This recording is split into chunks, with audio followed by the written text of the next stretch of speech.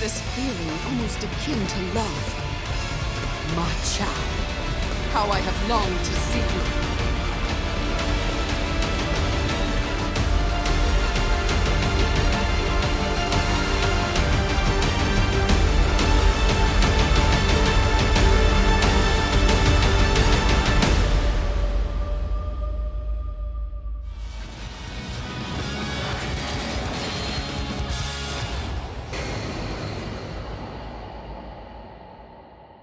What's going on, guys? Welcome back to the Night Owl channel. Welcome back to the series where we're counting down the top Dynasty Warriors characters out of the latest game. Coming in at number 14, we have one of the most badass women in the game. We have Wang Yi. Wang Yi is the only woman of the later Han Dynasty who is noted to have historically fought in battle, and she is best known for joining her husband's struggle against Ma Chao. Before we jump into how Wang Yi has changed from Dynasty Warriors 8 to Dynasty Warriors 9, let's take a look at the popularity poll to see why Wang Yi breaks the top 15 and ranks in at number 14. In the first popularity poll, consisting of about 75,000 total votes, Wang Yi received 1,756 of those votes, putting her in the 9th position in the very first poll. Very impressive to see her all the way up there. I guess people really liked Wang Yi when she became a playable character. And then in the second popularity poll, she's going to drop down to the 18th position. Again, really impressive to see her all the way up here at number 18. And then unfortunately, I know, yes, I know, she's down at number 49. Now, in my defense, again, the character ranking that I made was about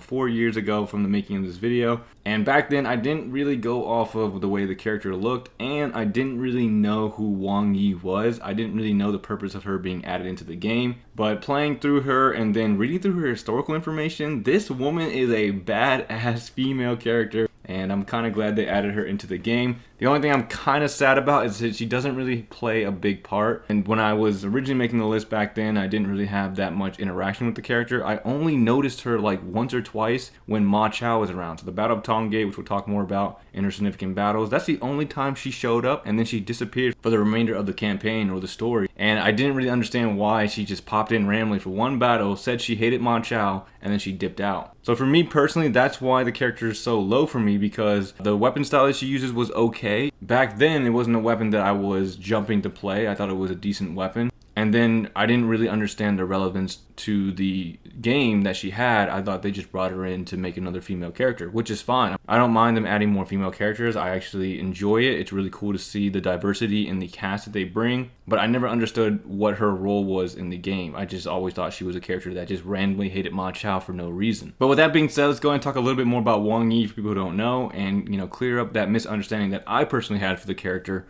way back when. So like I said, Wang Yi was a Chinese military general and warrior from the Three Kingdoms period, and she was the wife of Zhao Ong, an official who lived during the Eastern Han Dynasty. She is known as the heroic woman for her morally upright character and for fighting alongside her family in the Wei Kingdom in various conflicts with the warlord Ma Chao in the 210. So like I said, this is where I didn't really understand why she hated Ma Chao, but looking into her background and understanding a little bit more, now I begin to understand why she has such a hatred towards Ma Chao. According to history, I'm just going to summarize a little bit of it. Ma Chao was attacking the regions around Liang province, and during that time her husband Zhao Ong had a superior named Wei Kong. Wei Kong and Ma Chao were like the two leaders of this, and when Ma Chao was constantly raiding the lands of Liang province, it was Wei Kong who was gathering soldiers in order to defend against him. When Ma Chao would attack, Wang Yi would actually arm herself with bows and arrows, and she assisted her husband and Wei Kong in defending against Ma Chao's forces. But like I said, these two came to an agreement. Both of the sides agreed to end the conflict. However, a little later, Ma Chao would break his word, and he ended up killing Wei Kong. He captured Wang Yi's husband and one of her sons. So during this incident, Ma Chao's wife at the time heard about Wang Yi's reputation and invited her to attend a feast. Wang Yi planned to make use of that opportunity to help her husband gain Ma Chao's trust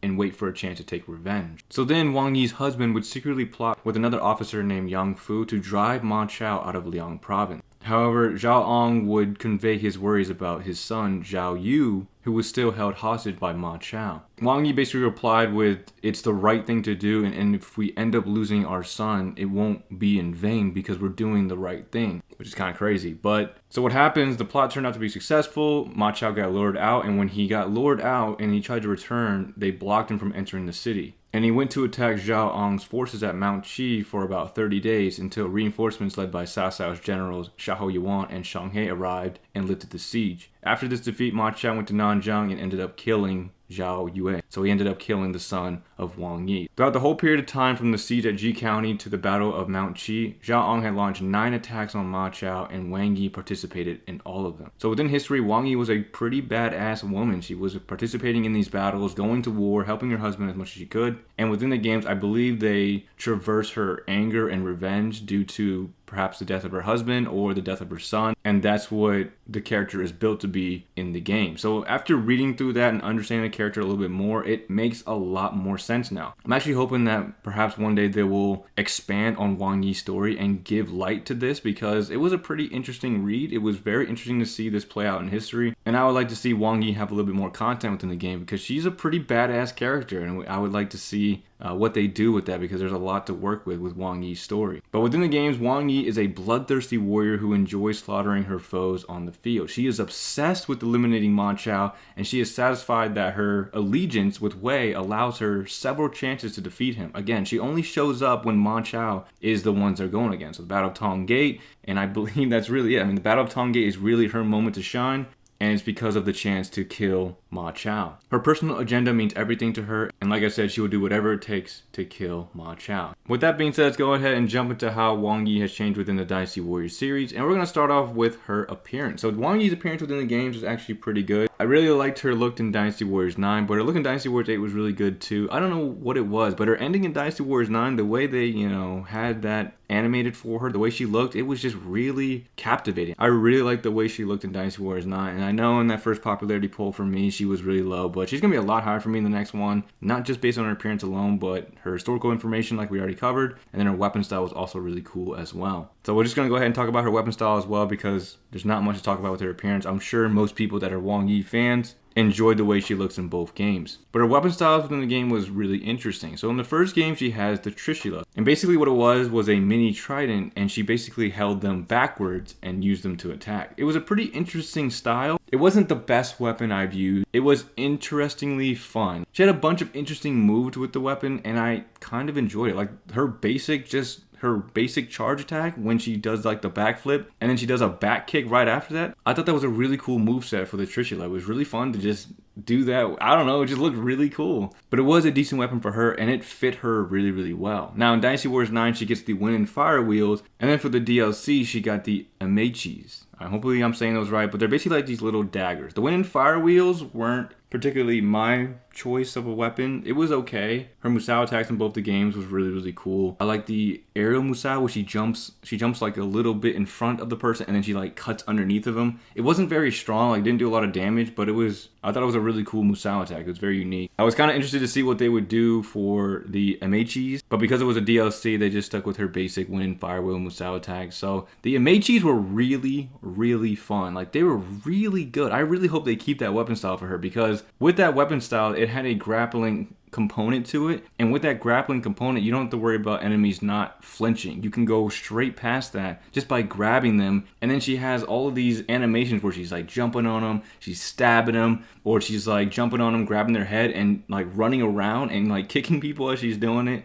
Then she comes down and she kind of like slices them. It was a really fun style, probably one of the best female styles I've ever seen. And it was a lot of fun to play with. I really hope they keep that weapon style for her. It fits her. It fits that like assassin, vengeance, bloodthirsty kind of mentality that Wang Yi is really built to be. And I had a lot of fun with that weapon. So overall, the weapon style for me was good. But if they go back to the Amechis, excellent weapon style choice for her. And she would be one of the first people that I play. Hopefully they expand on her story as well. I would love to see more interactions with her husband. The things that she did to help defend against Ma Chao. That would be really cool. But I can't complain too much about the weapon style. The DLC weapon she got was beautiful. And hopefully they stick with that for her in the next game. Now moving on to her voice acting. Her voice acting in both the games is actually pretty good. In Dynasty Warriors 8, she gets a different one than Dynasty Warriors 9. This feeling almost akin to love. Ma Chao. After that, then will all of you finally begin to follow me? But I thought both of the voices were really good for her. I can't complain about the voice acting really at all. It fits her really well as a character. They're not trying to overdo her like bloodthirsty, evil, revenge villainous tone. It's very mature. It's very like a focused tone. Like she's focused on what she has to do. And again, when it comes to her seeing Ma Chao or being aware that this battle is against Ma Chao, she is there. She is focused. She's in. And that voice style really conveys that. Now, moving on to her significant battles, her relationships, and her death. We're going to start off with her death because it's pretty quick. It's not mentioned in any of the games, and I didn't really read about it either, so I'm not really sure what happens to her. I'm assuming she dies of old age or illness or something, but it wasn't mentioned on how she died, and that's pretty much it for her death. Now, significant battles and her relationship. So, significant battle is going to be the Battle of Tong Gate, and I've already mentioned it throughout the video. The Battle of Tong Gate, extremely important for her because it's her chance to attack and kill Ma Chao. It is the lone goal that she has within the series. It's the only thing that, driving her to be who she is within the series, and that's for getting revenge on Ma Chao. Now, in the games, they don't specify what Ma Chao has done to receive this kind of hatred, but I'm assuming they're just going off of the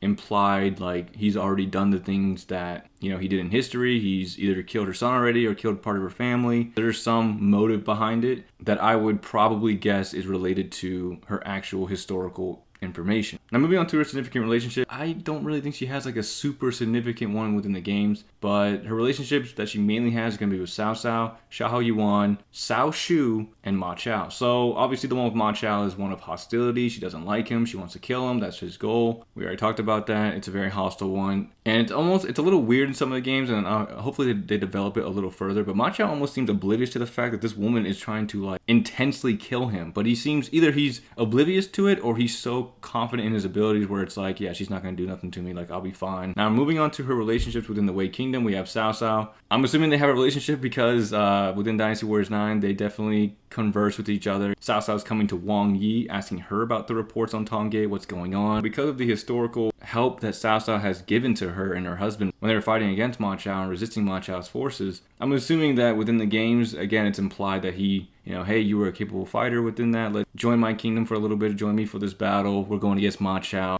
And I think Cao Cao respects that goal of Wang Yi. There's even a moment where he's like, if you want to pursue him, feel free to do that. Wang Yi is, she's an intelligent person. She understands that if she were to go off and try to kill Ma Chao one-on-one, even after defeating him and he's retreating, it would be a suicide mission for her and she would not end up surviving. A relationship between them is very mutual. They're just helping each other out. Cao Cao needs a capable officer and Wang Yi wants the chance to get at Ma Chao. So that's where their objectives intermingle with each other. And then her relationship with Xiahou Yuan and Cao Shu. I would say her relationship with Xiahou Yuan is more of a general to a general type of relationship, or like an officer to a general, and she respects his abilities as a general, as a warrior, as an officer under Cao Cao, and the accolades up until that point for Xiahou Yuan. She respects that about him, and they have a little bit of interaction within the games, but nothing too crazy there, just a little minor relationship. And then the relationship with Cao Shu, it's just very minor, but just because he's part of the ending of Wang Yi, I'm going to throw that in there. Very minor relationship, just because of him coming to console her when she's by herself and inviting her to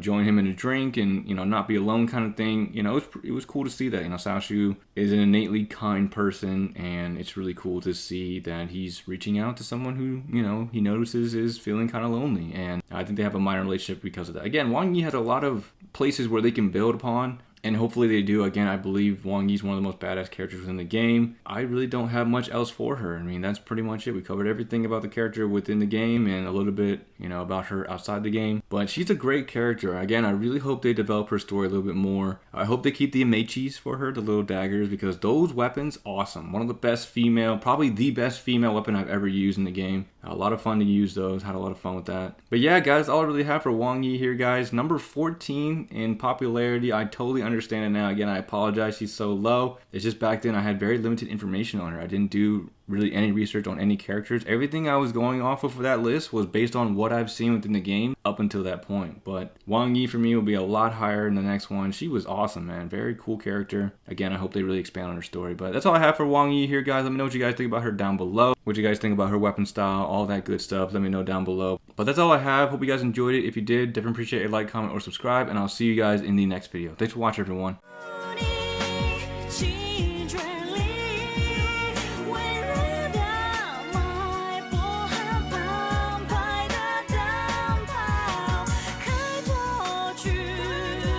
share